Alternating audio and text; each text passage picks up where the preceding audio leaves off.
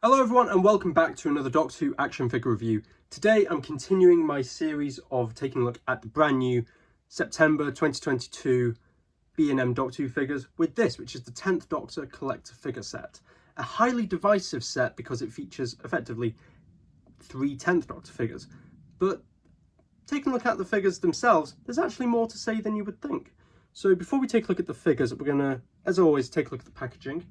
Now, as I said last time, the Dalek sets have done away with the plastic window boxes, but the 10th Doctor figure set and the 8th Doctor figure set still have the plastic bubbles and the plastic windows, which is a bit strange, but it does mean that you can see me through the reflections, so hello. But apart from that, these sets are no different to the packaging of the sets that we've had in years past. So you've got the Doctor Who logo in the top corner, the TARDIS, as always, the 10th Doctor collector figure set, 5.5-inch scale collector series and limited edition. On the side, you've got the TARDIS and the Doctor Who logo again. On the back, you've got all blurb, whereas past sets would have images of the figures. Here we just have a description of the 10th Doctor, if you didn't know who he was, as well as the different costumes that the figures are sporting. One thing to note is that the packaging does list that the trenchcoat figure has ball jointed shoulders not released before. That is unfortunately not true. The figure included is the same figure that we've been getting since 2006. The figure was meant to include the ball jointed shoulders and swiveled biceps. Unfortunately, there was a mess up at the factory, I believe, that meant that the original figure was produced in its place. Now, ordinarily you might think, okay, well, there's nothing much to say about that, but the prototype was leaked last year, I believe it was, and listed onto eBay, and some lucky collectors were able to pick up this unknown 10th Doctor figure. So whether or not that figure ever sees the light of day is unknown. I would certainly hope it would, because it looks like an absolutely fantastic figure. But anyway, now that that's out of the way, you can see that you've got a contents little bio there of the three different figures. On the bottom you've got all the legal guff, and on the top you've got the Doctor Who logo. So that's the packaging out of the way. And first of all, we'll take a look, actually let's take a look at the trenchcoat figure first of all. And there was a lot of criticism levelled at this set when it was first revealed, because A, it was three 10th Doctors, and B, the pinstripes aren't painted. Now, I will admit that is disappointing, but having the figure in hand, I will say it's not nearly as distracting as you would think it would be. Mainly because this figure appears to be based on the 10th Doctor as he appears in Series 4. And if you remember, a lot of the 10th Doctor's suits in Series 4 were a lot brighter than they were in Series 3, and the pinstripes were a lot more difficult to see. In fact, if you look at stories like Silence in the Library or Forest of the Dead, or even The Waters of Mars, the blue is so bright you can hardly ever see the pinstripes themselves. So really, it's not that distracting for me personally, and I've actually found myself really liking this figure since having it in hand. So taking a look at the figure, you know what to expect. This is the same figure after all that we've had since 2006, but the paint apps are so crisp on this figure, it makes for a fantastic new variant. So looking at the head sculpt, it's what we know and love. It looks just like David Tennant based on his Series 2 appearance with the more floppy hair. And yeah, it looks great. The paint apps are really crisp on this one, and it looks fantastic.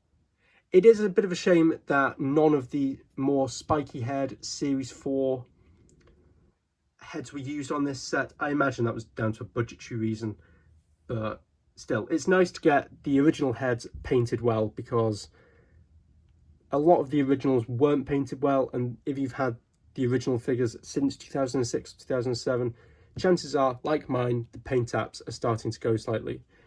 But looking at the rest of the figure, the shirt and tie has a new deco on it. The tie is now a new design, as is the shirt. The shirt is a little bit lighter. The blue suit is a very bright blue, which we haven't had before. All of the blue suits in the past have been a very dark blue. As you can see, there are no pinstripes, but it's not that noticeable actually, mainly because the coat hides the vast majority of it. The coat is the lighter brown coat used on the 13 Doctors figure, so it looks a little bit different to the original, but we now have the buttons painted and the red plimsolls have a slightly dirty wash to them. Looking at articulation, you've got a slight swivel at the head, but it's very stiff and I don't want to force it in case of paint rub. You've got swivel at the shoulders, you've got a 90-degree bend at the elbow. The wrists, as far as I can work out, don't move, and I don't want to risk it just in case they snap off. You've got a bit of articulation at the waist, but again it's very stiff. You've got articulation at the hips and a swivel at the knee. It's very basic articulation, but then again, this was one of the first figures released in the Doctor Who range back in 2006. Before we move on, I thought it'd be nice to do a slight figure comparison with the original blue suit trench coat 10th Doctor released. I believe this was the figure included in the Daleks in Manhattan gift set way back in 2007, which came with Dalek Thay, the Pig Slave, and Dalek Tech Hybrid, I believe. You can see from this just how different the paint apps are. The coats are a completely different shade of brown, and just how much brighter the blue suit is compared to the original. So that's the trench coat figure out of the way. Next up, we'll take a look at the same figure, but without the trench coat. So here we have the basic blue suited 10th Doctor, and the lack of pinstripes is slightly more noticeable on this figure, I will admit, but that's because there's more of the suit on show. But this could do as a Series 4 10th Doctor, and you wouldn't really notice the lack of pinstripes. Apart from the coat, obviously not being a part of this figure, it's exactly the same. You've got, again, a very, very well painted head sculpt, which looks just like David Tennant. You've got the blue suit, of course, you've got all the creases and details that we've come to expect. You've got the same tie and shirt as on the trench coat figure.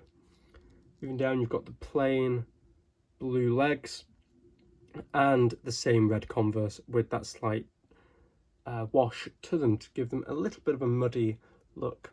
Articulation is exactly the same, although the head is so stiff on mine that I can't even bear to turn it at all.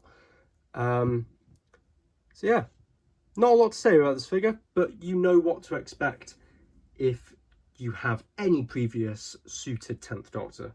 Again, for comparison, here is the original blue suited 10th Doctor. I believe this was a single carded release back in 2007, and it was quite a difficult figure to get. I can't remember where I picked mine up. It might have been in a car boot sale or a charity shop. I know that I didn't own this back in 2007, that the only 10th Doctor figure that I owned, weirdly, was this figure, but with the glasses, which was released in the, I believe it was the Woolworths exclusive 6-pack. So there's a little bit of nostalgia for you. But again, you can see just how different the shade of blue is used on this new figure. And actually on camera, you can barely see the pinstripes on the darker figure either. But again, it would have been nice had they been painted, but I won't dwell on that. And you can just see how much nicer the paint apps are on the new head compared to the old head, and how my old figure is starting to get a little bit of paint rub and a little bit of paint is starting to chip off the hair. But then again, I have had this figure since I was a small child. So that is what can be expected. So that's a suited figure.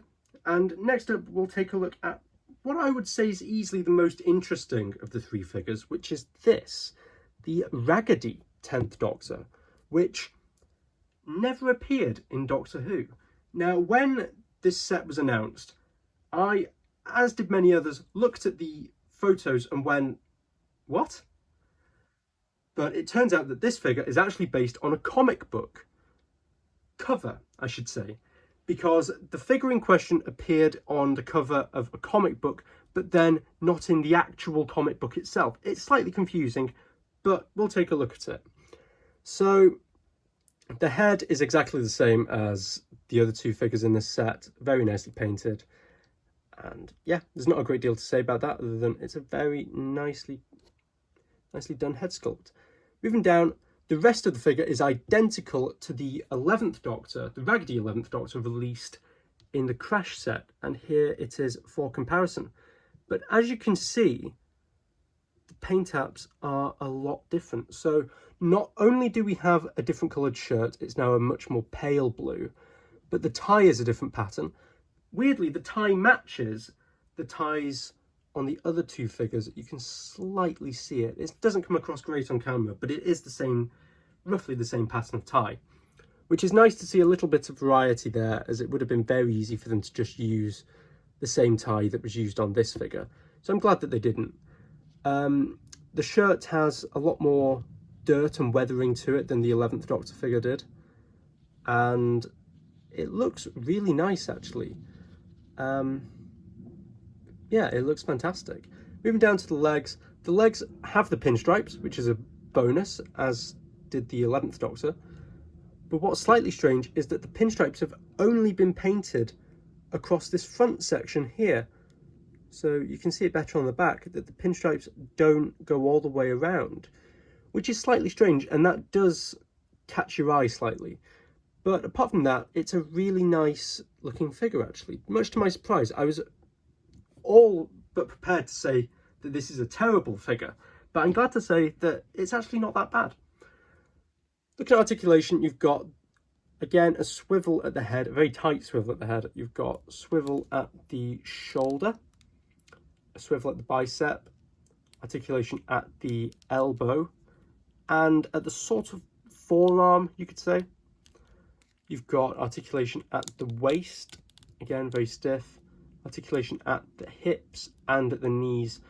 The articulation at the hips is a lot more than on the other figures, mainly because you don't have the jacket blocking the movement. So that's that really. That's the 10th Doctor set. Like I say, there's not a great deal to say about this set. It is, at the end of the day, 3 figures of the 10th Doctor. And if you have one, you know what to expect. But much to my surprise, there's a lot of new in this set and a lot of variety. And if you're a hardcore collector that likes to own every figure, you'll find some new in this set, which is always a bonus. It is, I would say, the weakest set released in a long time, and it screams of budgetary problems, especially because of the lack of pinstripes and the lack of the new articulation on the trenchcoat figure. But overall, it's really not that bad. And at $21.99, it's pretty good value for money as well, especially when you compare it to other figure ranges, especially Hasbro's Star Wars The Black Series, where they can be charging up to £35 for one figure. So £22 for 3 figures really isn't that bad. Can I see this one selling out? Probably not. So if you want this set but aren't in any rush for it, maybe hold off on it, as I'm sure it'll come into the clearance aisles by Christmas. So thanks for watching, guys. Hope you enjoyed it, and see you next time for my review of the Death to the Daleks set. So thanks for watching, and I'll see you next time.